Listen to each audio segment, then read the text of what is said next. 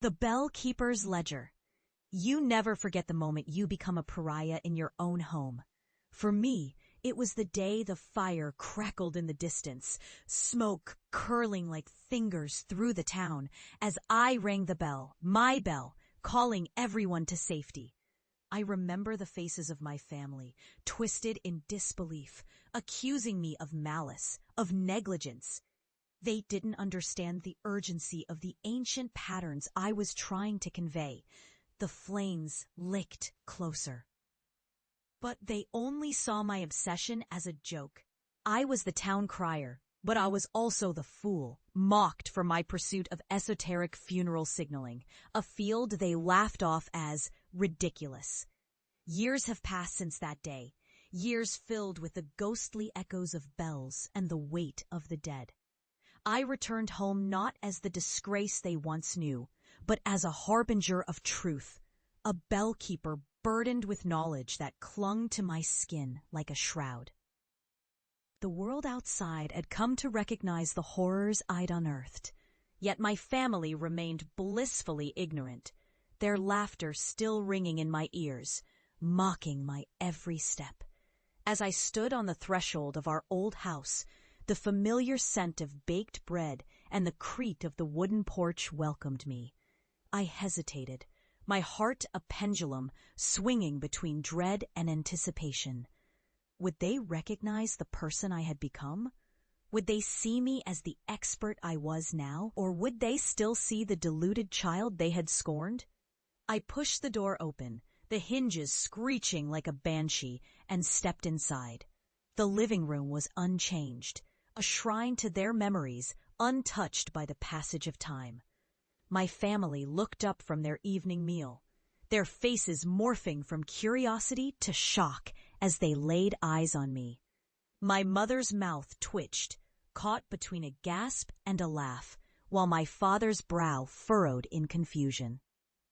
My younger sister, once the greatest source of my hurt, merely blinked, as if I were a ghost risen from the graveside. "Look who's back!" my mother finally exclaimed, though her tone was laced with disbelief. "The bell ringer returns!" I smiled, but it felt like a mask slipping over an anguished face. "I'm not here for a reunion. I've uncovered something ridiculous, I'm sure," my father interjected, his voice dripping with disdain. "You've always had a flair for the dramatic." I took a deep breath, fighting the urge to retreat. "I've documented the patterns, the rituals. I can show you how they signal the dead, how they bind spirits to the living." They laughed, a cacophony of scorn that echoed through the walls. But I could feel it, the weight of the knowledge pressing down on me, a living thing that pulsed in the air.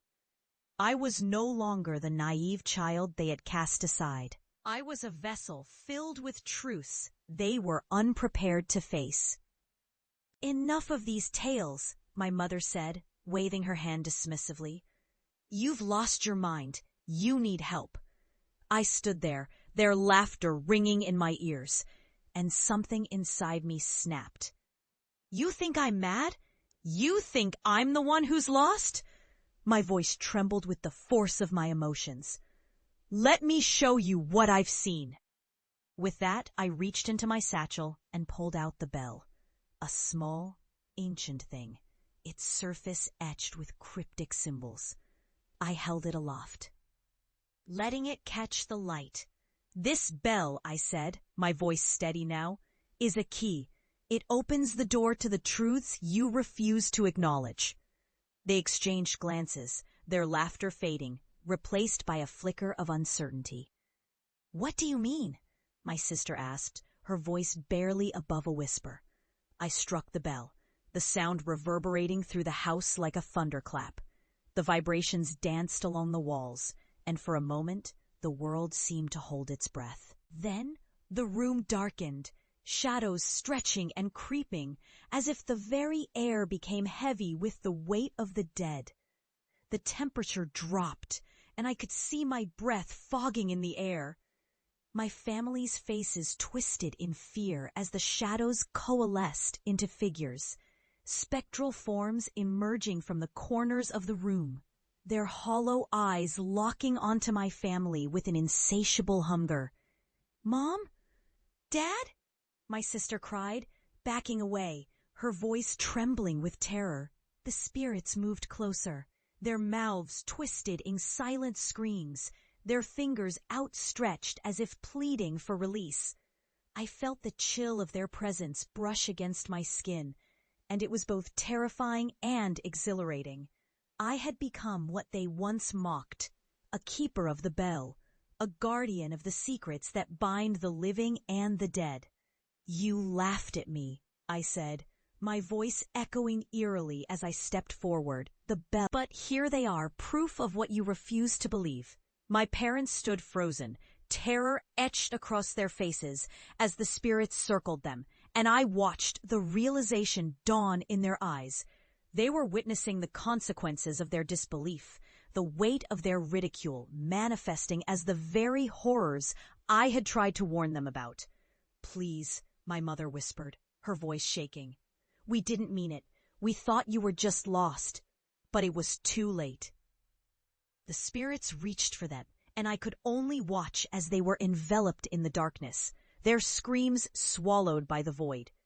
I stood alone in the silence that followed, the bell still ringing softly in my hand. I had borne witness to the truth, and now they too would know the weight of what they had denied. With a heavy heart, I stepped back into the shadows, the bell keeper now, a sentinel of the horrors that lay beyond comprehension. I had returned home, but not for reconciliation, only to show them the terrifying cost of their disbelief. The echoes of the past would forever haunt this place, a reminder of the laughter that had sealed their fate. And as I walked away, I could almost hear the bell tolling in the distance, a sound that would resonate through the ages, binding the living to the dead.